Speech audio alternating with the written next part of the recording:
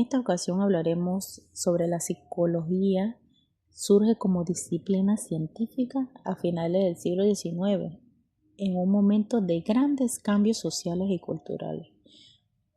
En esta se proporciona lo que es la revolución industrial, donde se dan transformaciones sociales, los avances en la medicina, que esto se dio a estudios del sistema nervioso que abrieron paso a comprender la relación entre el cerebro y la conducta. ¿Y dónde se queda la influencia filosófica? Lo que crea el empirismo y el positivismo, que impulsaron la observación objetiva y el método científico. Y la fundación del primer laboratorio de psicología experimental, que lo hizo por el señor Wong en 1979. Este fue considerado el nacimiento oficial de la psicología como ciencia independiente. ¿Por qué su importancia? La psicología se separa de la filosofía para aplicar el método experimental. Se establecen corrientes y paradigmas, en este caso lo que es el estructuralismo, el funcionalismo, la psicoanálisis, el conductismo, ¿verdad? Que ofrecieron diferentes visiones sobre el ser humano. La psicología comienza a profesionalizarse y a impactar en áreas como la educación, la salud mental, el trabajo y la vida social. La corriente del conductismo, ¿verdad? Una pequeña explicación es que el conductismo surgió como una reacción de estructuralismo y psicoanálisis, pues ambos se centraban en fenómenos internos difíciles de comprobar, lo que es la introspección, el inconsciente.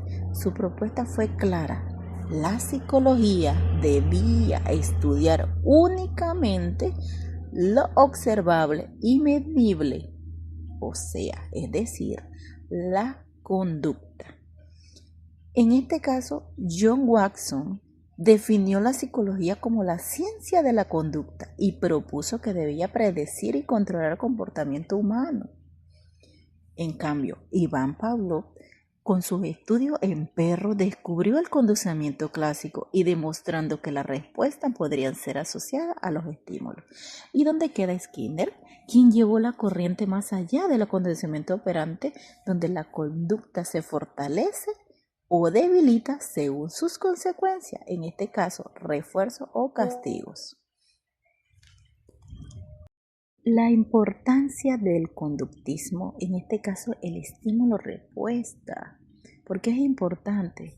Porque se dio a la psicología, le dio a la psicología un carácter objetivo y experimental. Introdujo técnicas que aún son aplicables en la educación, la modificación de conducta clínica y en la psicológica organizacional. Y también abrió caminos al desarrollo posterior de corrientes como la psicología cognitiva y la neurociencia conductual. Psicología Gestalt, corriente de la psicología moderna que estudia la percepción y la experiencia. Su origen, Alemania al principio del siglo XX, 1900, como respuesta al estructuralismo.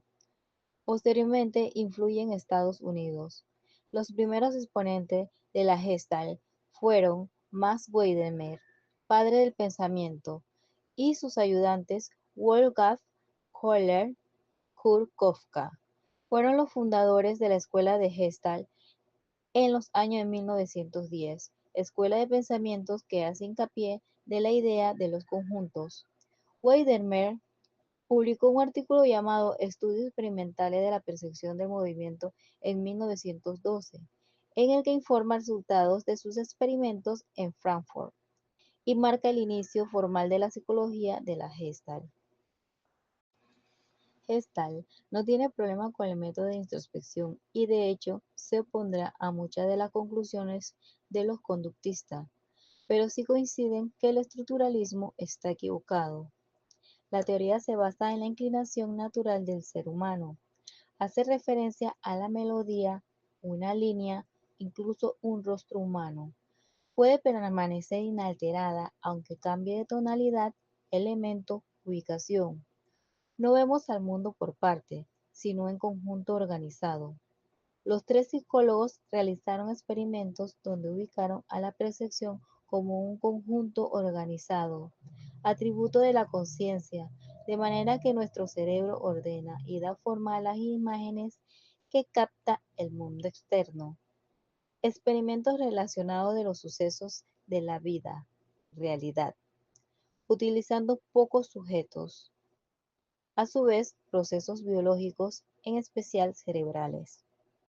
Hola, hoy les vengo a hablar sobre el psicoanálisis. Fundado por Sigmund Freud en finales del siglo XIX en Viena, se centra en el inconsciente y cómo los conflictos internos influyen en nuestra conducta y personalidad. Freud propuso la estructura psíquica del ello, del yo y el superyo, además de las etapas psicosexuales como clave en el desarrollo humano. En sus métodos principales están la asociación libre, la interpretación de los sueños y el análisis de la historia y de la vida del paciente. Otros autores como Carl Jung con las teorías del inconsciente colectivo y Alfred Adams como su enfoque de la motivación y el sentimiento de inferioridad ampliaron esta corriente. En su contexto histórico fue una Europa marcada por cambios culturales y científicos, lo que abrió espacio a nuevas formas de comprender la mente.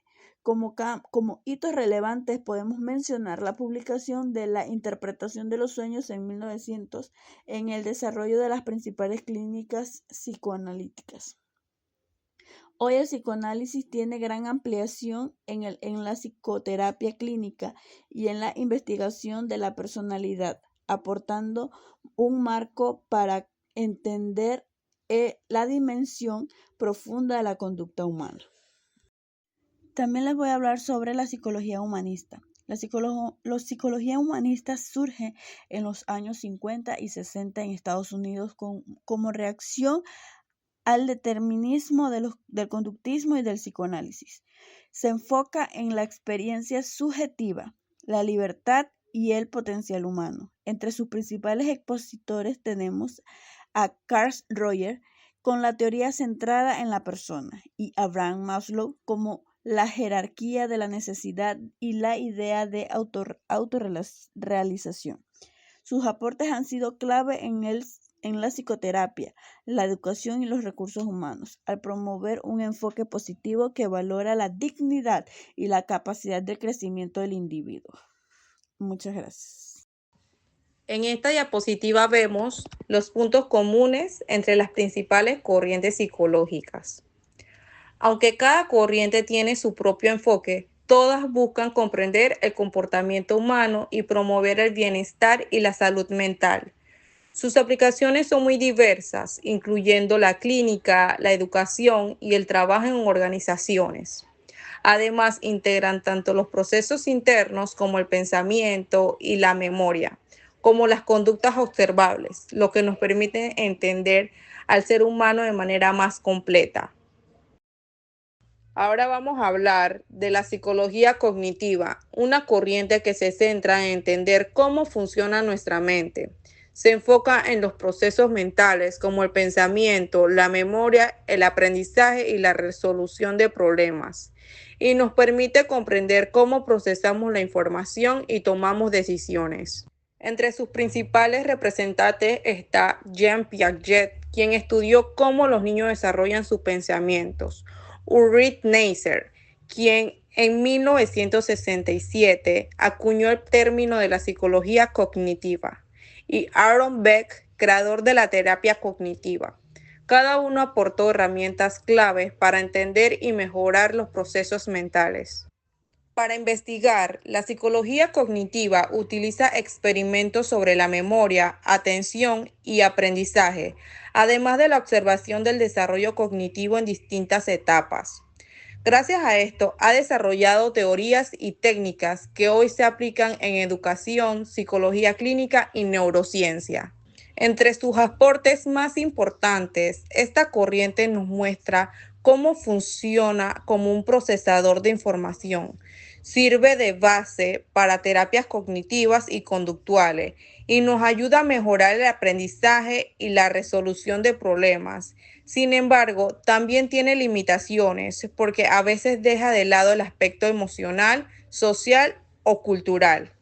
En resumen, la psicología cognitiva nos permite entender cómo pensamos, aprendemos y resolvemos problemas, siendo una de las corrientes más influyentes y útiles en la psicología actual, tanto de la investigación como de la práctica profesional.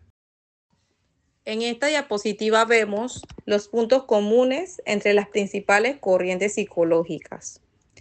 Aunque cada corriente tiene su propio enfoque, todas buscan comprender el comportamiento humano y promover el bienestar y la salud mental.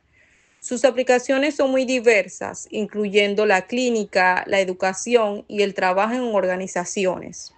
Además, integran tanto los procesos internos como el pensamiento y la memoria, como las conductas observables, lo que nos permite entender al ser humano de manera más completa.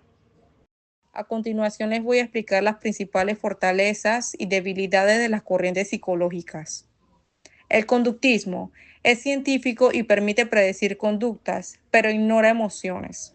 El psicoanálisis profundiza en motivaciones, aunque es difícil de comprobar. La cognitiva explica procesos mentales y ayuda en educación y terapia, pero deja de lado factores sociales. A continuación les voy a explicar las principales fortalezas y debilidades de las corrientes psicológicas. El conductismo es científico y permite predecir conductas, pero ignora emociones. El psicoanálisis profundiza en motivaciones, aunque es difícil de comprobar. La cognitiva explica procesos mentales y ayuda en educación y terapia, pero deja de lado factores sociales. La YESLab se centra en la percepción y la experiencia global, pero tiene limitaciones en experimentación.